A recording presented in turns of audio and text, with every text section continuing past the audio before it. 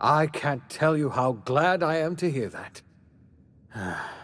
When I revived you, I thought we were going to save this colony all by ourselves, but I was wrong. We can't save Halcyon on our own. We're all going to have to pull together, somehow. We are not a colony anymore. Our last connection to Earth has been severed. I don't know if we'll survive, but we're going to have to try our best.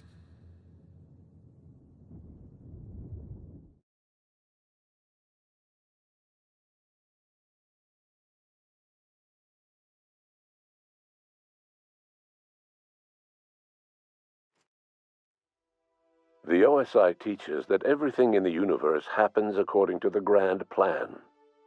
But the stranger that arrived in Halcyon was an unplanned variable. From the moment he landed in Emerald Vale, his actions altered the course of history. The events on Tartarus brought about the end of the board's authority. But the board's mistakes would haunt the colony for decades to come. The damage they left behind would require the work of a generation to repair. Dr. Phineas Wells began reviving a handful of the Hope's colonists. Engineers, scientists, technicians, and intellectuals.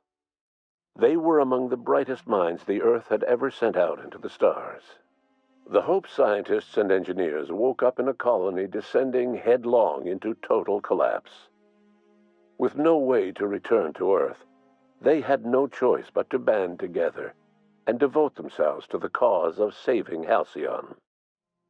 The people of Halcyon were nothing if not hardy. In the absence of the board's authority, many of the colony's settlements banded together with a single purpose in mind: survival. Life was especially hard in the years to come. Some towns dissolved by attrition and starvation, but most of them found a way to carry on. In the years to come, Halcyon was forced to reckon with its newfound freedom. The board was gone, and for better or worse, the colony was responsible for its own destiny. As the colony struggled to survive, the inspirational story of the Iconoclast spread like wildfire. Zora's focus on logistics made for a safer monarch, where the Iconoclasts enjoyed a surge of new blood looking to join the ranks from struggling townships. Life on Monarch slowly improved from a desperate fight for survival to prosperous growth and more permanent strength. Consumed by paranoia, Lilia Hagen took Sublight Salvage in a controversial direction, openly accusing board officials of an extraterrestrial conspiracy. One day, an accident at the Groundbreaker's docking bay silenced her forever. Time would tell if her replacement could keep the Sublight family together. Adelaide McDevitt replaced Reed Thompson as the leader of Edgewater. She and her followers transformed Edgewater in their image. Anyone loyal to Reed was pressured into leaving town, and those who stayed behind adapted to her way of life. Adelaide transformed the old cannery into a new garden. The nearby Edgewater Cemetery provided a convenient source of fertilizer. Under the leadership of Junlei Tennyson, the Groundbreaker held firm against corporate influence. The ship's mechanical stability gave Junlei the time to educate a promising generation of engineers schooled in her family's traditions. The future of the Groundbreaker looks promising. The rediscovery of the Hope and the abandonment of the lifetime employment program forced Byzantium to come to terms with some uncomfortable realities about the state of Halcyon. While Byzantines were reluctant to surrender the luxuries they'd grown accustomed to, the board's diminished authority gave them little choice in the matter. Nearly everyone had to learn to make do with less. Some even had to get jobs. It was a dark time indeed. Your influence shifted Ellie's perspective. She finally admitted, albeit grudgingly, that she just might need other people. Sometimes. With a steady income from the life insurance payouts, she was finally able to afford a ship of her own. She hired a small crew and flew supply missions to communities on the fringe. Some of them were even legal. Life in Halcyon was sobering for Felix Millstone. The grand revolution he dreamed of never came. There was no great awakening for the colony, no celebrations in the streets. There was only the hard, desperate work of trying to repair a broken colony.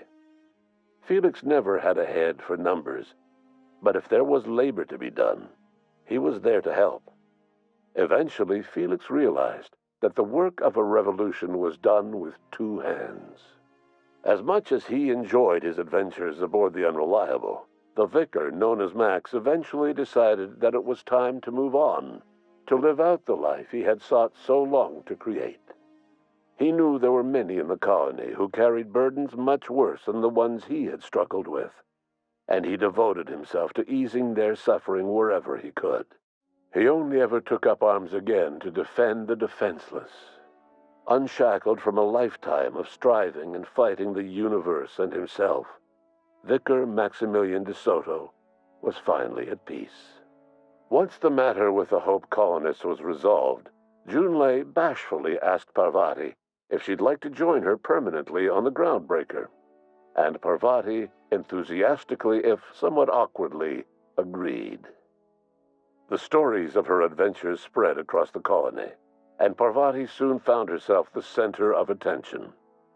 Having served as the engineer of a renowned spacecraft, tramp freighters and wildcat miners sought her out by name, and in no time, she was a fixture in the Groundbreaker's mechanical ecosystem. She and Junlei were never far apart. Nyoka returned to Monarch to take another crack at making a permanent life for herself. She formed the Charon Group, a mercenary outfit of ragtag survivalists and wilderness experts. Anyone in need of a guide, or just looking to throw back a beer and swap stories, could find her camping on the trail or clearing an infestation.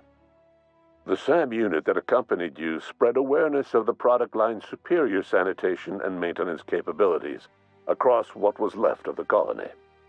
This led to a boost in SAM unit sales.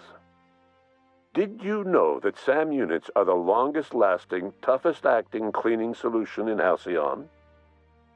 As for Dr. Phineas Wells, he spent his remaining years in his orbital lab. Though he was always haunted by the failures of his past, he was determined to make things right by building toward the future. The revival project was hard and painful work, but in the end, despite limited resources, over half the Hope's colonists were successfully revived. Even after Wells passed away, the Hope scientists and engineers worked night and day to pull Halcyon from the brink of collapse. Their efforts continue to this day, which may be reason enough for optimism.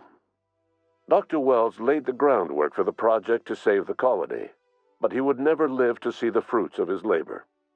He passed away a few years later.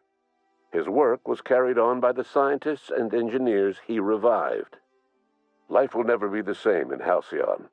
It is widely agreed that the colony has a chance of stabilizing within a generation, owing to the hard work and determination of the surviving colonists. Recovery is a distant goal, and the path is long and uncertain.